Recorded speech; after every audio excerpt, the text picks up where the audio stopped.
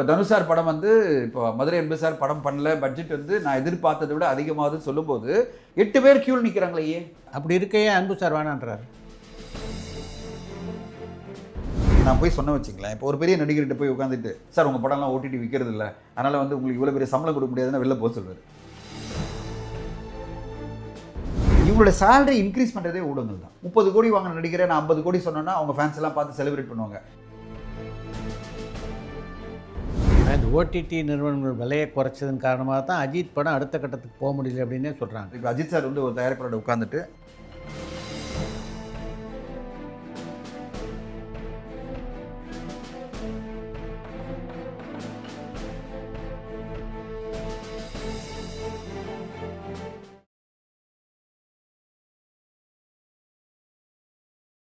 இப்போ தனுஷார் படம் வந்து இப்போ மதுரை எம்பி சார் படம் பண்ணல, பட்ஜெட் வந்து நான் எதிர்பார்த்ததை விட அதிகமாகுதுன்னு சொல்லும்போது 8 பேர் கியூவில் நிற்கிறாங்களே ஏன்? நான் நியூஸ் வந்துட்டு இருந்ததா இல்லையா? 8 பேர் வந்துட்டாங்க, அப்படியே நியூஸ் வந்துட்டு இருக்கு. இதே இன்னொரு கேள்வி இருக்கு, அப்படி இருக்கையே அன்பு சார் வேணான்றாரு. அவருடைய பார்வையில் இது ரிஸ்கான ஒரு ப்ராஜெக்ட். அவரும் சினிமாவில் தான் இருக்காரு. உங்களை மாதிரி அவருக்கும் சினிமா ஒரு தெரியும், என்னென்ன வியாபாரம் இருக்குன்னு தெரியும். அந்த படத்தை பொறுத்த வரைக்கும் ஏற்கனவே ஓடிடி வியாபாரமான ஒரு படம். நெட்ஃப்ளிக்ஸ் ஏற்கனவே அந்த படத்துக்கு ஒரு ப்ரைஸ் கொடுத்துட்டாங்க, ஆல்ரெடி ஃபைனலைஸ் பண்ணியாச்சு. நிறைய காரணம் தெரியுமா சார், அவர் வந்து கண்டினியூஸாக படம் எடுத்துகிட்டு இருக்கிற ஒரு தயாரிப்பாளரை நீங்கள் பார்க்க முடியாது. அவர் வந்து பெரிய இன்வெஸ்டர், பெரிய ஃபைனான்சியர். அவங்களுக்கு எப்பவுமே சார் ஒரு ஃபைனான்சியராக பார்க்கும்போது இது ரிஸ்க்கான ஒரு ப்ராஜெக்டாக தெரிஞ்சதான் இது வேண்டாம், அப்படிலாம் நான் படம் எடுக்கணும்னு அவசியம் இல்லை. எதுக்கு நான் போய் ரிஸ்க் எடுக்கணும்? யார் படம் எடுக்கிறாங்களோ அவங்களுக்கு நான் இன்வெஸ்ட் பண்ணுறேன், அதில் வர வருமானம் எனக்கு போகிறோம் பர்சன்டேஜ்.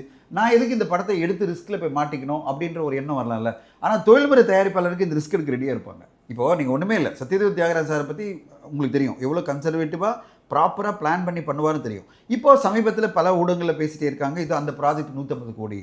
இது இப்போது வெங்கட் பிரபு சாரோட சேர்ந்து பண்ணுற படம், சிவகார்த்திகேயன் படம் வந்து 150 கோடின்னு சொல்கிறாங்க. அந்த 150 கோடி அவர் எப்படி ப்ரிப்பேர் ஆனார் அப்படின்றத நம்ம அவர் தானே சொல்ல முடியும், நம்ம சொல்ல முடியாதுல்ல. அப்போ அவர் எப்படி ப்ரிப்பேர் ஆகிறாரு? அப்போ நம்பர்ஸ் போட்டிருப்பார்ல. அப்போ ஏன் போடுறாரு? 150 கோடி பட்ஜெட்டில் வந்து நான் எடுக்க ரெடியாக இருக்கேன், அதுவும் இன்டர்நேஷனல் லெவலில் எடுக்க ரெடியாக இருக்கேன், ஃபாரினில் போய் ஷூட் பண்ண ரெடியாக இருக்கேன்னு ஏன் அவர் டிசைட் பண்ணுறாரு? அப்போ பிஸ்னஸ் இருக்குது. அப்போ ஏதோ ஒரு ஆஃபர் அவர் வந்திருக்கணும். அதாவது நான் சொல்ல வர்றது டிஜிட்டலில் பெரிய ஆஃபர் வந்திருக்கணும், சேட்டலைட்டில் வந்திருக்கணும். அப்போது முதல் 10 நடிகர்களுக்கு பிஸ்னஸ் என்பது கேரண்டியாக இருக்கும்போது அவங்க எப்படி சேலரியை வந்து ரீநெகோஷியேட் பண்ணுவாங்க, இல்லை குறைப்பாங்க. நம்ம என்ன கேட்கலாம் அப்படின்றதான் இண்டஸ்ட்ரியில் நாங்களாம் என்ன பேசுகிறோன்னா, நம்ம வந்து சார் நீங்கள் ஒரு ஃபிக்ஸ் சேலரி வாங்கிக்கிங்க, பேலன்ஸ் வேரியபிள் வாங்கிக்கிங்க, உங்கள் சேலரி நாங்கள் கொடுத்துறோம். இப்போ நீங்கள் 40 கோடி கேட்குறீங்களா, 40 கோடி கொடுத்துட்றோம். 20 கோடி கேரண்டியாக நீங்கள் எடுத்துங்க, ஃபிக்ஸ்டு சேலரி. அந்த 20 கோடியை சேட்டலைட் டிஜிட்டல் வியாபாரத்தோட லிங்க் பண்ணிக்கலாம். சேட்டலைட் விற்றுதுன்னா ஒரு 10 கோடி எடுத்துங்க, டிஜிட்டல் விற்றுதுன்னா 10 கோடி எடுத்துங்க, இந்த மினிமம் அமௌண்ட்டு. அப்போ உங்கள் அமௌண்ட்டு கேரண்டி ஆகிடுச்சு, எனக்கும் கேரண்டி ஆகிடுச்சு. விற்க முடியல, எனக்கு அந்த மினிமம் த்ரெஷோல்ட் லெவலில் நான் விற்க முடியலன்னா நீங்கள் பணம் கேட்காதீங்க. ஏன்னா மினிமம் த்ரெஷோல்ட் லெவல் ஒன்று இருக்குது, அது இல்லைன்னா நான் பிரேக் ஈவன் அடைய முடியாது. அப்போது 25 கோடியாவது நான் சேட்டலைட் விற்றா உங்களுக்கு 10 crore கொடுத்துட்றேன், 45 கோடியாவது நான் டிஜிட்டல் விற்றுட்டேன்னா நான் உங்களுக்கு 10 கோடி கொடுத்துட்றேன். இதுக்கு மட்டும் நீங்கள் ஒத்து வந்தீங்கன்னா போகிறோம். உங்கள் 40 கோடியை நான் கேரண்டியாக கொடுக்குறேன்னா அவங்க கண்டிப்பாக ஒத்துப்பாங்க. If there is a transparency. நீங்கள் வந்து ஒரு டிரான்ஸ்பரண்ட்டான பிஸ்னஸ் மேனாக இருந்தால், ஹேங்கி பேங்கி இல்லாமல் பிஸ்னஸ் பண்ணுறீங்கன்னா கண்டிப்பாக அவங்க ஒத்துப்பாங்க. இப்போது பெரிய பெரிய பேனர்லாம் அவங்க ஒத்துப்பாங்க, நடிகர்லாம் ஒத்துப்பாங்க. அந்த மாற்றம் அவங்க கொண்டு வர முடியும். அது மட்டும் தான் பண்ண முடியுமே தவிர நான் கொண்டு போய்ட்டு சேலரி உங்களுக்கு கொடுக்க முடியாது, ஓடிடிலாம் கொலாப்ஸ் ஆகிடுச்சு, யாருமே வாங்குறது இல்லை அப்படின்னா அவங்க சொல்லுவாங்க என் படம் அனௌன்ஸ் பண்ணுன்னு வித்துட்டுருக்கு, எங்கே விற்கல, எதுக்கு இப்படியெல்லாம் போய் சொல்கிறீங்க? இப்போ நான் போய் சொன்ன வச்சுங்களேன், இப்போ ஒரு பெரிய நடிகர்கிட்ட போய் உட்காந்துட்டு இது மாதிரி நான் சொன்ன நடிகர் லிஸ்ட்டு சொன்னல, அவங்ககிட்ட போயிட்டு சார் உங்கள் படம்லாம் ஓடிடி விற்கிறது இல்லை, எல்லாமே வந்து கொலாப்ஸ் ஆகிடுச்சு மார்க்கெட்டு, அதனால் வந்து உங்களுக்கு இவ்வளோ பெரிய சம்பளம் கொடுக்க முடியாதுன்னு வெளில போக சொல்வார். இந்த பக்கமே வராத, ஏன்னா இவ்வளோ நெகட்டிவாக திங்க் பண்ணிட்டு இருக்கேன். என் படம் அனௌன்ஸ் பண்ணோன்னே 8 பேர் கியூவில் நிற்கிறாங்க, அதாவது 4 பிளாட்ஃபார்ம் வாங்க ரெடியாக இருக்குது, நீ வந்து எதுவுமே பிஸ்னஸ் தெரியாமல் என்கிட்ட வந்து பேசிகிட்டு இருக்கேன்னு சொல்லுவாங்களா இல்லையா? ஸோ இதை தான் நான் வந்து அவருக்கு எக்ஸ்பிளைன் பண்ண ட்ரை பண்ணேன். சார் நீங்கள் நினைக்கிற மாதிரி அப்படி ஒட்டுமொத்த இண்டஸ்ட்ரி பற்றி சொல்லாதீங்க. ஒரு 10 பேருக்கு இருக்கிற இண்டஸ்ட்ரி வேறு, மீதி பேருக்கு இருக்கிற இண்டஸ்ட்ரி வேறு. அந்த 10 பேருக்குன்றது பிஸ்னஸ் நடந்துட்டு தான் இருக்குது. அங்கே பிரச்சனையே பட்ஜெட் தான், பிஸ்னஸ் பிரச்சனை இல்லை. பட்ஜெட் தாண்டி போகும்போது ஒரு சின்ன சிக்கல் உருவாகுது. அதை வந்து அந்த ரிஸ்க் எடுக்கணுமா இல்லையான்றதை அந்த தயாரிப்பால் தான் எடுக்கிறார். இப்போ நம்ம கான்ட்ராஸ்ட்டாக ஒரு விஷயம் இப்படி சொன்னோம், அம்புசாரை சொல்லும்போது தியாகராஜன் சார் சொல்கிறோம். அவர் ரிஸ்க் எடுக்கிறாருன்னா அவருக்கு அந்த ஒரு நம்பிக்கை இருக்குதுன்னு பண்ணுறாரு. இவருக்கு அந்த நம்பிக்கை வந்து இவ்வளோ பட்ஜெட்டில் நம்ம பண்ண வேணாம்னு நினைக்கிறத அவர் ட்ராப் பண்ணியிருக்கலாம். ஸோ எதுக்கு சொல்ல வரேன்னா, இந்த மாதிரி தான் சினிமா போயிட்டுருக்கே தவிர வியாபாரம் இல்லாமல் இல்லை, வியாபாரம் இருந்துகிட்டே இருக்குது. இப்போ நான் சொல்கிறேன், அடுத்த பட்சத்துக்கு 2026க்கான கிட்டத்தட்ட 10 படங்களை நெட்ஃப்ளிக்ஸ் வாங்கிட்டாங்க, பெரிய ஆர்டிஸ்ட் நடித்த படங்களை. அமேசான் பிரைம் 10 படங்களை வாங்கிட்டாங்க, 2026க்கான 10 படங்களை வாங்கிட்டாங்க. இப்போ வந்து ஹாட் ஸ்டாரும் ஜி டிவியும் கண்டினியூஸாக வாங்கிட்டே இருக்காங்க. அப்போது இது எல்லாமே பெரிய படங்கள் தான் வாங்குறாங்க, சின்ன படங்களோ மீடியம் படங்களோ வாங்குறது இல்லை. சிக்கலே தமிழ் சினிமாவுக்கு சிறுபட்ட மீடிய பட்ஜெட் படங்களுக்கு தான், பெரிய பட்ஜெட் படங்களுக்கு கிடையாது. இல்லை, உங்களுடைய வாதத்தில் ஒரு சிறு முரண் இருக்கிறத நான் பார்க்குறேன். பெரிய பட்ஜெட் படங்களை அந்த பெரிய நடிகர் நடிக்கிற படங்களை எல்லாம் ஓடிடி நிறுவனங்கள் வாங்க தயாராக இருக்காங்கிறது வேறு. அவங்களுடைய விலை அதுதான் ரொம்ப முக்கியம். ஆமாம். அதாவது அவங்க சொல்கிற விலை இன்றைக்கு அந்த கதாநாயகர் கேட்குறாங்கல்ல, அந்த சம்பளத்தினுடைய ஈக்குவேஷனில் இல்லை, அது வேறு இடத்துல இருக்குது. இதுதான் திருப்பூர் சுனில் சொல்கிறார். இது அவருடைய சம்பளம் ஏறிடுச்சு, ஆனால் ஓடிடியுடைய விலை குறைஞ்சிருச்சு. அப்போ எப்படி சரி பண்ண முடியும்? வாங்கலை. அதாவது இப்போ நீங்கள் குறிப்பிட்டிருக்க சில படங்களே சொல்கிறீங்க வியாபாரம் ஏன் ஆகலைன்னா அதனுடைய பட்ஜெட்டுக்கு ஆகலை. ஆக அந்த படத்துடைய பட்ஜெட் ஏறத்துக்கு யார் காரணம்? கதாநாயகனுடைய சம்பளமும் ஒரு காரணம். அந்த சம்பளத்தை மேட்ச் பண்ண முடியல ஓடிடியில். அப்போ அவங்களால விற்க முடியல. இப்படி தானே நடக்கும் அடுத்த வருஷம். இல்லை, அதுதான் நாங்கள் கேட்குறது. இப்போ என்ன மாற்றம் கொண்டு வரணும்னு சொல்கிறது அந்த தான் வேரியபிள் சேலரி தான். நான் என்ன சொல்ல வந்தேன்னா வேரியபிள் இதுவே அது. இப்போ நீங்கள் கேட்குற மாற்றம் என்ன? ஒரு 50% சேலரி ஃபிக்ஸடாக வாங்கிக்கோங்க, பேலன்ஸ் அந்த படத்துடைய வசூலுக்கு ஏற்ப ஓடிடி விற்பனைக்கு ஏற்ப வாங்கிக்கோங்க. அப்போ என்ன ஆக சரிவு தானே இது. இதை கதாநாயகர்கள் உணர்ந்திருக்காங்களான்றது தான் என்னுடைய கேள்வி. அது காரணம் பார்த்தீங்கன்னா ஒரு 10 பேருக்கு கண்டினியூஸாக பிஸ்னஸ் ஆகிட்டே இருக்கும்போது பல ப்ரொடியூசர்ஸ் லைனப் ஆகும்போது அவங்க கேட்குற சம்பளத்தை ரெடியாக இருக்கும்போது அவங்க உணர மாட்டாங்க. எல்லாருமே தயாரிப்பாளர்கள்லாம் ஒருங்கிணைஞ்சு சரி நம்மளுக்குள்ள ஒரு ஒத்துமையாக ஒரு விஷயத்தை பண்ணுவோம். இப்போ தெலுங்கு சினிமாவில் ஒன்று இருக்குது, அவங்களுக்குள்ள ஒரு ஒத்துமை இருக்குது. எல்லா ப்ரொடியூசரும் கலந்து பேசி அகைன் அண்ட் அகைன் மீட் பண்ணுறாங்க. அவங்க சார் ஒரு 20 பேர் ப்ரொடியூசர்ஸை திரும்பி மீட் பண்ணுவாங்க. இங்கே 20 ரெகுலராக படம் எடுத்துகிற ப்ரொடியூசரை மீட் பண்ண முடியாது சார், ஒன்றா மீட் பண்ண முடியாது. அப்படிப்பட்ட ஒரு சிக்கல். அவங்கவுங்க தனித்தனியாக இயங்கிட்டு இருப்பாங்க. இன்னும் சரியாக சொல்லணும்னா நடப்பு தயாரிப்பாளர் சங்கம் உருவானது கூட இது ஒரு காரணம். கரெக்ட். அப்படி இருந்து உங்களால் அதை சரி பண்ண முடியாது சார். ஏன்னா அவங்கவுங்களுடைய பாயிண்ட் ஆஃப் வியூவில் அவங்கவுங்களுடைய பிஸ்னஸ் எனக்கு தெரியும் நான் எப்படி பண்ணணும்னு நீங்கள் உள்ளே வராதிங்கன்ற மாதிரி தான் அவங்க நினைப்பாங்க. நம்ம கலந்துரையாடி ஒரு கலெக்டிவான ஒரு டிசிஷன் எடுத்து பண்ணுறதுக்கு அவங்க ரெடியாக வர மாட்டாங்க. ஸோ எல்லாருமே அவங்கவுங்க பாணியில் அவங்கவுங்க பாதையில் போயிட்டு இருப்பாங்க. ரெண்டாவது சொல்லுவாங்க உங்களால் வித்தர முடியுமா, ஏன்னா இவ்வளோ பிஸ்னஸ் ஆகிடுச்சு, என்னோட பட்ஜெட் இவ்வளோ ஆகிடுச்சு அப்படின்ற ஒரு கேள்வி வந்துடும். அதனால் எல்லாருமே தனித்தனியாக இயங்கிட்டு இருக்காங்க. நம்ம சங்கம் மட்டும் இல்லை, எல்லா சங்கங்களும் இருக்கிற பிரச்சனை என்னென்னா எல்லாருமே கரண்ட்டில் படம் எடுக்கிற தயாரிப்பாளர்களை மீட் பண்ணணுனாலே ரொம்ப கஷ்டம். வரமாட்டாங்க, ஆன்லைனில் கூட வரமாட்டாங்க. அவ்வளோ பிஸி, அவ்வளோ அவங்களுடைய கமிட்மெண்ட்ஸ் இருக்குது. அவங்க இது எதுக்கு நான் வரணுன்ற ஒரு எண்ணத்துலேயே இருப்பாங்க. இது இவங்க பெருசாக சால்வ் பண்ணிட்டு போகிறதில்ல, நான் எதுக்கு வரணுன்ற ஒரு மனநிலையே இருப்பாங்க. நான் சொல்ல நம்ம சங்கம் மட்டும் இல்லை, எல்லாருக்கும் இருக்கிற பிரச்சனை தான். இப்போ எதுக்கு நான் சொல்ல வரேன்னா இந்த சூழ்நிலையில் ஒரு கலெக்டிவாக நடிகர்கள் மத்தியில் ஒரு எண்ணம் இப்படிலாம் ஊடகத்தில் பேசுறதுட்டு ஒரு வேளை வரலாம், ஓரளவு ரீசனபிளாக அவங்க கேட்கலாம். ப்ராஃபிட் ஷேருக்கு இப்போ மெல்லமாக ஒத்துக்க ஆரம்பிச்சிருக்காங்க. அதாவது சேலரி குறைக்கல, சேலரியில் எனக்கு இப்படி வாங்கிக்கிறேன் சார், நான் வியாபாரத்தில் உங்கள் கூட பயணிக்கிறேன், நான் வியாபாரத்தில் நானும் உங்க கூட இருந்து அந்த படத்தை வியாபாரம் பண்ணி தரேன், அது வரும்போது என் சம்பளத்தை எடுத்துக்கிறேன். அது வந்தாலே ஒரு ஆறுதல், அது வந்தாலே ஒரு பெரிய ஆறுதல் தான். ஸோ அந்த மாற்றம் கண்டிப்பாக 2026 வரும் சார். 2026 பல முக்கியமான நடிகர்கள் எல்லாருமே ஒரு ஃபிக்ஸ்டு சேலரி வாங்கிட்டு பேலன்ஸ் வேரியபிள் சேலரி வாங்கிறதுக்கான வாய்ப்புகள் இருக்குது. ஸோ அடுத்ததான் என்னுடைய ஒரே பிரச்சனை என்ன பார்த்தீங்கன்னா இவங்களோட சேலரி இன்க்ரீஸ் பண்ணுறதே ஊடகங்கள் தான். அவங்க கேட்க கூட இல்லை, அதுக்குள்ளே இவங்க இன்க்ரீஸ் பண்ணிடுறாங்க. அவர் 60 கேட்குறாரு 80 கேட்குறாரு அப்படின்னு ஊடகங்களில் தம்ப்நெயிலில் போட்டு என்ன ஆகுதுன்னா அந்த நடிகளை நம்ப ஆரம்பிச்சிடறாங்க. அவங்க மேனேஜர் போய் சொல்ல ஆரம்பிச்சிடறாரு, சார் உங்கள் சம்பளம் 60 கோடி ஏன் சார், அவர் 50 நினச்சிட்டு இருப்பார், ஆனால் 60 போய் கேட்பார். என்ன காரணம்னா ஊடகங்கள் ஒரு பில்டப் பண்ணால் தான் நம்மளுக்கு பெரிய வியூஸ் வருது. ஏன்னா கொண்டாட வேண்டிய கட்டாயத்தில் இருக்காங்க. ஒரு வீடியோவையும் அவங்க ஃபேன்ஸாவது பார்க்கட்டும். இப்போ ஒரு நடிகர் நான் திடீர்னு 30 கோடி வாங்கின நடிகரை நான் 50 கோடி சொன்னேன்னா அவங்க ஃபேன்ஸ் எல்லாம் பார்த்து செலிப்ரேட் பண்ணுவாங்க.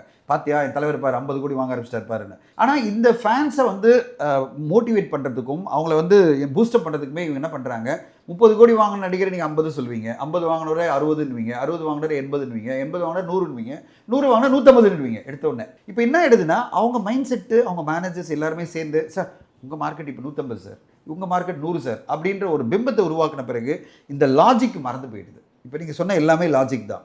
அந்த லாஜிக்கெல்லாம் அவங்க பார்க்குறதே கிடையாது. அவங்கள பொறுத்தவரையும் ஓவராலாக இவ்வளோ பிஸ்னஸ்ஸு எல்லாருமே சொல்கிறாங்க என் மார்க்கெட் இப்படி இருக்குது சார். நான் இந்த 2-3 படங்களை தொடங்கும் போது நான் நடிகர்கிட்ட பேசியிருக்கேன் சார், நெகோசியேஷன் சேலரியில் பேசியிருக்கேன். அப்போ நானே ஷாக் ஆகிட்டேன். ஒரு அப்கமிங் ஆக்டர் என்கிட்ட பேசினார் சார்.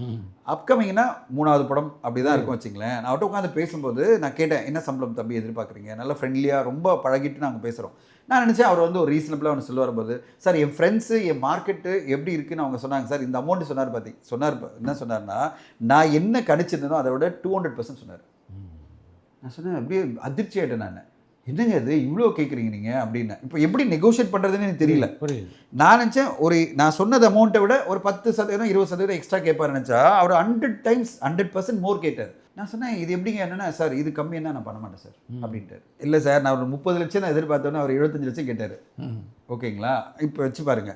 இப்போது நான் அப்படியே அதிர்ச்சி ஆகிட்டு நான் நினச்சேன் ஒரு 50 கேட்பார், நம்ம 30-35 முடிக்கலான்னு பார்த்தா அவர் 75 கேட்டால் நீங்கள் என்ன பண்ணுவீங்க. அப்புறம் கடைசியாக நான் ரொம்ப பேசினேன் ஃப்ரெண்ட்லியாக, நம்ம இவ்வளோ பழகிருக்கோம் ஏதாவது பண்ணுப்பா எனக்காகனா ஒன்றும் 65 பண்ணுறேன் சார்னாரு. நான் அதோட விட்டேன், எனக்கு வேணாம் அப்படின்னு. இது ஒரு கால் இப்படி வச்சிங்கன்னா கேரக்டர் ஆர்டிஸ்ட் எல்லாம் இன்னைக்கு நீங்கள் வந்து யூடியூப் பண்ணிட்டு இருக்கீங்க, நீங்கள் நடிச்சிட்டு இருக்கணும் நிறைய. உங்கள் சம்பளம் எவ்வளோ தெரியுமா வரும் பெர் டே? மினிமம் 3 lakhs வரும் சார். இன்னைக்கு கேரக்டர் ஆர்டிஸ்ட் எல்லாம் எப்படி கேட்குறாங்கன்னா, எனக்கு மார்க்கெட் வந்து இவ்வளோ பெருசாக இருக்குது, எனக்கு 2 lakhs மினிமம் வேணும், 3 lakhs வேணும், 5 lakhs வேணும், 10 lakhs வேணும். இது கதாநாயகர் சம்பளம் உயர்ந்ததுனால அந்த ஈக்குவேஷனில் வருது. அதான் சார், அவருக்கு வந்து அவங்க லாஜிக் 50 கோடி கொடுக்கும்போது எனக்கே 2 லட்சம். அதான் சார், அவங்க லாஜிக் இல்லைன்னா இவங்களும் லாஜிக் கிடையாது சார். ஒரு திரைப்படம் என்பது கேரக்டர் ஆர்டிஸ்ட்டை நம்பி இல்லை. கேரக்டர் ஆர்டிஸ்ட் அவங்க கான்ட்ரிபியூஷன் பண்ணுறாங்க, பட் அவங்கள நம்பி இல்லை, கதாநாயகன் நம்பி தான் இருக்குது. கதாநாயகி அந்த டைரக்டர் எப்படி படம் கொடுக்குறாங்க தான் இருக்குது. இவங்க அந்த கதாநாயகனுடைய காட்சி வீணாகாமல் இருக்கணும்னா நல்லா கூட நடிகர் தேவைப்படுறாங்க, கண்டிப்பாக தேவைப்படுறாங்க. நான் எதுக்கு சொல்ல வரேன்னா, எப்படி ஒரு கேரக்டர் ஆர்டிஸ்ட்லாம் இப்படி டிமாண்ட் பண்ணும்போது, ஒரு காமெடியன் வந்து ஒரு 5 lakhs 10 lakhs டிமாண்ட் பண்ணும்போது, இந்த மார்க்கெட் லாஜிக் எங்கே இருக்குது? அப்போ ஹீரோஸ் கேட்குறது லாஜிக் இல்லைன்னா இவங்களும் கேட்குறது லாஜிக் இல்லை. அப்போ ஒட்டுமொத்த இண்டஸ்ட்ரி எப்படி நீங்கள் மாற்ற முடியும்? அப்படி மாற்றுறதுனா ரொம்ப கஷ்டம் சார். ஏன்னா கொடுக்க ரெடியாக இருக்காங்க. பல ப்ரொடியூசர்ஸ் வந்து பரவாயில்ல 2 நாள் நடிச்சிடலாம், 2 நாள் பண்ணிடலாம், 3 நாள் பண்ணால் போகிறோம், அவர் வந்து வந்தால் போஸ்டரில் வேல்யூ வந்துடுது நம்மளுக்கு அப்படின்னு ஒரு நம்பிக்கையிலேயே எல்லாருமே கொடுக்க ஆரம்பித்த உடனே அவங்களுக்கு பிலீஃப் வந்துடுது. இப்போ என் மார்க்கெட் வந்து 5 லட்சம் பர் டே அப்படின்றாங்க. யார் மார்க்கெட் டிசைட் பண்ணால் 5 லட்சம் பர் டேவா? அதில் வேறு டைமிங் வேறு. நான் வந்து 9 o'clock தான் ஆரம்பிப்பேன், 6 o'clock முடிச்சிடுவேன், ஏன்னா அனுப்பிச்சிடணும் 6 o'clock அப்படின்ற ஒரு கட்டாயத்தெல்லாம் உருவாக்கி, நான் இதுக்கு மேலெல்லாம் பண்ண மாட்டேன், நைட் ஷிஃப்ட் பண்ண மாட்டேன், இப்படிலாம் எப்படிப்பட்ட கண்டிஷன்ஸ்னால் நைட் ஷிஃப்ட் நான் பண்ண மாட்டேன். ஸோ எப்படி பண்ணுறது, திரைப்படத்தை வந்து பட்ஜெட்டுக்குள்ளே எப்படி பண்ணுறதுன்னே நம்மளுக்கு தெரிய மாட்டேங்குது. இது நடுவில் தான் இவ்வளோ போராட்டங்கள் மத்திய தான் படங்கள் உருவாகிட்டு இருக்கு சார். நீங்கள் பல தயாரிப்பாளர்கள், நம்ம வந்து ஆக்டிவ் ப்ரொடியூசேஷனில் படம் பண்ணுறவங்கள நான் இன்ட்ராக்ட் பண்ணிகிட்டே இருக்கேன் சார். 3 கோடின்னு பிளான் பண்ணவங்க 4.5 கோடி போய் நிற்குது, 4 கோடி பிளான் பண்ணவங்க 5.5 கோடி போய் நிற்குது. 1.5 கோடி எங்கே போச்சுன்னு பார்த்தீங்கன்னா, ஒன்று இந்த கேரக்டர் ஆர்டிஸ்டோட சம்பளம் plus number of days, shooting permission, location cost எல்லாமே கூடி போயிருக்கு. ஒரு சின்ன படத்துக்கு பெரிய ஆர்டிஸ்ட் எங்கே சார் பெரிய சம்பளம் வாங்கிட்டாரு? இவங்கெல்லாம் சேர்ந்து பெருசாக இன்க்ரீஸ் பண்ணுறாங்க. எதுக்காக இதெல்லாம் நான் டீட்டெயிலாக சொல்கிறேன்னா, இது வந்து ஒட்டுமொத்தமாக இண்டஸ்ட்ரியில் இருக்கிற பல பிரச்சனைகளில் ஒரு பிரச்சனை தான் நடிகர்கள் சம்பளம். நம்ம இண்டஸ்ட்ரியாக கூட்டு முயற்சியாக என்ன பண்ணணும்னா, எப்படி வந்து ஓவரால் காஸ்ட்டை கொண்டு வர முடியும், அதாவது ப்ராஃபிட்டபிலிட்டி சேர்த்து. அந்த சம்பளம் குறையும் போது நீங்கள் சொல்கிற சோகால்டு குணச்சித்திர நடிகர்களோ உடன் நடிக்கிற நடிகர்களும் இருக்காங்களா, அவங்க சம்பளம் ஆட்டோமேட்டிக்காக குறையும். அதாவது ஒரு 100 கோடி ரூபா ஒருத்தர் சம்பளம் வாங்குறான் போது எனக்கு வந்து 2 லட்ச ரூபா கொடுத்தா என்னன்னு நான் கேட்க தோணும். அவர் சம்பளம் 100 கோடி ரூபா வாங்கி 30 கோடி ரூபாய்க்கு வந்துட்டார் அப்படின் போது என் சம்பளம் ஆட்டோமேட்டிக்காக நானே குறைச்சிக்குவேன். அது அந்த ஈக்குவேஷனில் தான் இப்போ செயல்பட்டுக்கிட்டு இருக்கு சார். அது நடக்குமா, ஒரு வருஷம் நடக்குமான்னு தெரியாது. ஏன்னா இப்போ வந்து இண்டஸ்ட்ரி அவ்வளோ ட்ரமாட்டிக்காக ஷிஃப்டான இண்டஸ்ட்ரி நீங்கள் வந்து டப்புன்னு குறைக்க முடியாது, டைம் எடுக்கும் சார். பட் எனக்கு என்ன நம்பிக்கைன்னா, கோர்ஸ் கரெக்ஷன் அப்படின்னு வாங்க இங்கிலீஷில். அது கோர்ஸ் கரெக்ஷன் இண்டஸ்ட்ரியாக நடந்துகிட்டே இருக்கும், அதுவாக நடந்துகிட்டு இருக்கும். என்ன பண்ணனா, யாரெல்லாம் அன்வயபிளோ அவங்க வந்து இண்டஸ்ட்ரி விட்டே போகிற ஒரு சுச்சுவேஷன் வந்து நிற்கும்.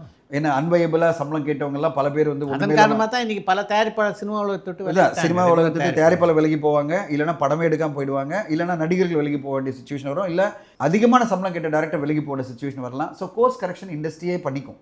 ஆனால் என்ன சொல்ல வரேன்னா, இந்த இண்டஸ்ட்ரியை இன்னும் ப்ராஃபிட்டபிளாக மாற்றுறதுக்கு எல்லோருமே கொஞ்சம், அதாவது தயாரிப்பாளருடைய சைடை பார்த்தாலே போகிறோம். குணச்சித்திர நடிகர்களும் சரி, இல்லை வந்து கேரக்டர் ஆர்டிஸ்ட், நான் எல்லாருமே சொல்கிறேன், எல்லாருமே டெக்னீஷியன் சரி, இல்லை வந்து நடிகர்கள் பெரிய நடிகர்களும் சரி, ஒரு நிமிஷம் உட்காந்து பட்ஜெட் போடுங்க சார், எனக்கு பட்ஜெட் கொடுங்க, எவ்வளோ பட்ஜெட் ஆகுது, பெரிய சம்பளம் கேட்குற எல்லாருமே எவ்வளோ பட்ஜெட் ஆகுது, இந்த பட்ஜெட் வயபிளா, எப்படி பண்ண போகிறீங்க, நான் இந்த மாதிரி உங்களுக்கு சப்போர்ட் பண்ணுறேன் அப்படின்னு சொல்லிட்டு. ஏன்னா நீங்கள் அட் டைம் ஒரு படம் தான் பண்ண போகிறீங்க, வருஷத்தில் 2 படம் 3 படம் தான் பண்ணுவீங்க. அப்போ அந்த 2 படம் தயாரிப்பாளர் உட்காந்தாலே போகிறோம் சார், இந்த பிரச்சனைலாம் சால்வ் பண்ணிடலாம். அவர் ஏன் தூரமாக பார்க்குறீங்க? தூரமானா எனக்கும் உனக்கு சம்மந்தமே கிடையாது, பணத்துக்கு தான் சம்மந்தம், அக்ரிமெண்ட் சம்மந்தம், எனக்கு பணத்தை கொடுத்துட்டு நான் படத்தை நடிக்க வரேன். என்ன ட்ரீட்மெண்ட் இது? ஒரு தயாரிப்பாளர் நீங்கள் வந்து ஏதோ பணம் கொடுக்குற ஒரு மெஷின் மாதிரி ஏன் நினைக்கிறீங்க? ஒரு ஃபைனான்சியல் மாதிரி ஏன் நினைக்கிறீங்க? Why don't you look at him as a partner? Correct. அவரோட உட்காந்துட்டு, இப்போ நான் நம்பர் சொல்கிறேன்ல, உட்காந்துட்டு எடுத்துகிட்டு வாங்க பட்ஜெட்டு, இல்லை எங்கெல்லாம் குறைக்கலாம், எப்படியெல்லாம் பண்ணலாம், எத்தனை நாளுக்குள்ளே பண்ணலாம், நான் இப்படியெல்லாம் கோஆப்ரேட் பண்ணுறேன், இது எதுக்கு ஃபாரினில் போய் ஷூட் பண்ணோம், நம்ம இங்கேயே பண்ணிடலாமா, இதை இப்படி மேட்ச் பண்ணிக்கலாமா, நம்ம இப்படியெல்லாம் உட்காந்து ஒரு நடிகர், இயக்குனர், தயாரிப்பாளர் உட்கார்ந்தாலே பல விஷயங்கள் நம்ம குறைக்க முடியும், இந்த படத்தை ப்ராஃபிட்டபிளாக மாற்ற முடியும். அந்த எண்ணம் வந்தாலே போகிறோம் சார், இண்டஸ்ட்ரி மாறிடும். அந்த எண்ணம் வரணும், அதுதான் நம்முடைய ஒரே குறிக்கோள். இப்போ இந்த ஓடிடி நிறுவனங்கள் விலையை குறைச்சதன் காரணமாக தான் அஜித் படம் அடுத்த கட்டத்துக்கு போக முடியல அப்படின்னே சொல்கிறாங்க. அதாவது அஜித் இன்றைக்கி ஒரு பெரிய தொகையை சம்பளமாக கேட்குறா, எல்லாருக்கும் நல்லா தெரியும். அதை மேட்ச் பண்ணி அந்த படத்தை வியாபாரம் பண்ண முடியுமான்னு தெரியல. அதன் காரணமாக தான் இன்று வரையிலே அந்த படத்துடைய ஷூட்டிங் டேக் ஆஃபே ஆகலை அப்படின்றாங்க. சார் தயாரிப்பாளர் எல்லாருமே இப்போ வந்து ஒன்றுமே இல்லை. இப்போ நான் இப்போ சொன்ன மாதிரி தான், முன்னாடி சொன்ன மாதிரி, இப்போ அஜித் சார் வந்து ஒரு தயாரிப்பாளர் உட்காந்துட்டு, இப்போ நான் இவ்வளோ சம்பளம் கேட்குற விடுங்க, டோட்டலாக எவ்வளோ பட்ஜெட் வருது, இந்த பட்ஜெட்டுக்கு எப்படி நம்ம ஒர்க் அவுட் பண்ணலாம் அப்படின்னு அவர் உட்காந்து பண்ணாலே எல்லாமே மாறிடும், கண்டிப்பாக படம் நடக்கும். என்னை பொறுத்தவரையும் அஜித் சாரை வந்து நிறைய திரையில பார்க்கணும் தான் ஆசைப்பட்றேன், வருஷத்தில் ஒரு படம் பண்ண தான் ஆசைப்பட்றேன். அவர் ரேஸ் பண்ணட்டும், அது இந்தியாவுக்கே பெருமை, அவர் இந்தியாவுக்கு பெருமை சேர்த்துட்டே இருக்காரு, அது கண்டிப்பாக அவர் பண்ணிட்டு தான் இருக்கணும். ஒரு 6 மாதம் அதை பண்ணிவிட்டு 6 மாதம் எவ்ரி வருஷம் ஒரு படம் பண்ணாலே இண்டஸ்ட்ரிக்கு நல்லது. அது இண்டஸ்ட்ரிக்கு நல்லது ஆகணும்னா அவர் எப்படி வந்து உட்காந்துட்டு ஒரு தயாரிப்பாளரோட உட்காந்துட்டு முன்னாடி நான் சொன்ன மாதிரி ஒரு சின்ன கால்குலேஷன் பண்ணாலே போகிறோம். அவருக்கே தெரியும் என் சம்பளத்தை குறைக்கணும்னு நான் சொல்ல மாட்டேன். சார் இதெல்லாம் எனக்கு கொடுத்துருங்க, இந்த ரைட்ஸ்லாம் வர ரெவன்யூ நான் எடுத்துக்கிறேன், அது எவ்வளோ வந்தாலும் அது ஏன் திறமை, ஏன் பிஸ்னஸ், இதெல்லாம் நீங்கள் எடுத்துங்க.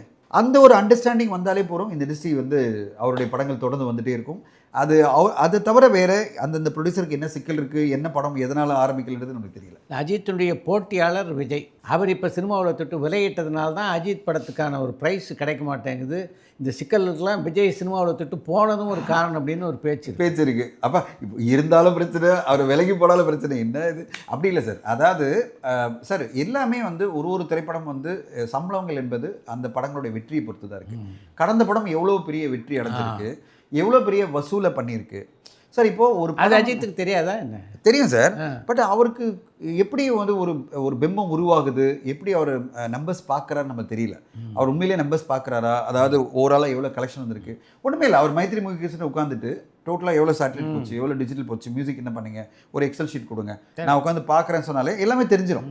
இப்போ அதை தெரிஞ்சுக்கிட்டாலே எல்லாமே அவருடைய நம்பர்ஸ் மாறும். அவர் வந்து உடனே அடுத்த படத்தை கமிட் பண்ணுறதுக்கான வாய்ப்புகள் இருக்குது. இப்போ எதனால் போல அப்படின்றத விட இப்போ எவ்வளோ பிஸ்னஸ் ஆகிருக்கு கடந்த படம், வெற்றி அடைஞ்ச படம் எவ்வளோ பிஸ்னஸ் ஆகிருக்கு, அதாவது தயாரிப்பாளருக்கு எவ்வளோ வந்திருக்கு, அதை பொறுத்து தானே அடுத்த தயாரிப்பாளர் பிளான் பண்ணுவார்.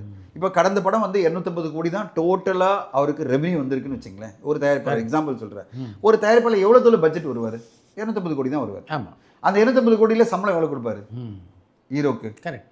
இப்படி தான் வரும், ஒர்க் அவுட் ஆகும். அந்த 250 கோடியை கொடுக்க ரெடியாக இருப்பாங்க. அதாவது ஃபஸ்ட் காப்பிக்கு 250 கோடி கொடுக்க ரெடியாக இருப்பாங்க. ஆனால் அந்த 250 கோடியில் எவ்வளோ சம்பளங்கள் இவ்வளோ இருக்குல்ல, ஒரு டெக்னீஷியன் சம்பளம் இருக்குது, ஹீரோ சம்பளம் இருக்குது, அதர் ஆர்ட் சம்பளம் இருக்குது, ப்ரொடக்ஷன் காஸ்ட் இருக்குது, போஸ்ட் ப்ரொடக்ஷன் இருக்குது, ஃபாரின் ஷூட்டிங்னா அவ்வளோ செலவு இருக்குது. இதெல்லாம் சேர்த்து பிரிண்ட் அண்ட் பப்ளிசிட்டியோட நான் 250 கோடி நான் பண்ண ரெடியாக இருக்கேன்னா அதுக்கேற்ற மாதிரி சம்பளங்கள் வரும்போது ஈஸி.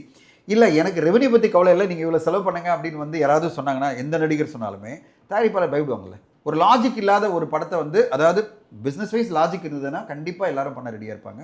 இப்போ என்னை பொறுத்தவரையும் வந்து அது என்னன்று தெரியாமல் நம்மளால் பேச முடியல.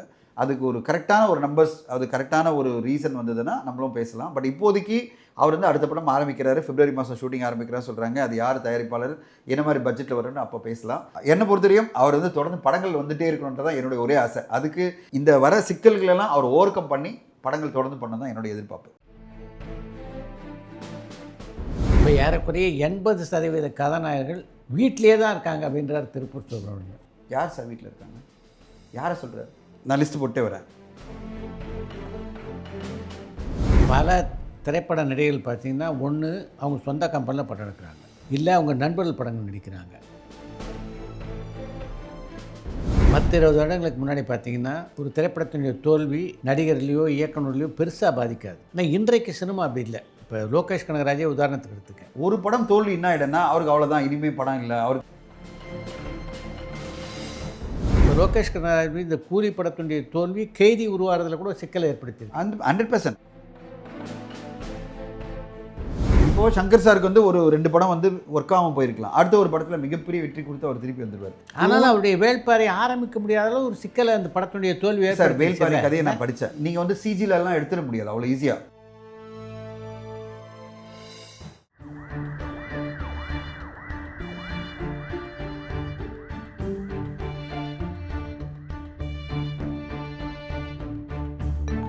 பரபரப்பான சினிமா செய்திகள், நட்சத்திரங்களின் பேட்டிகள், சினிமா வரலாறு ஆகியவற்றை பார்க்கவும் படிக்கவும் உங்களுக்கான இணையதளம் touringtalkies.co.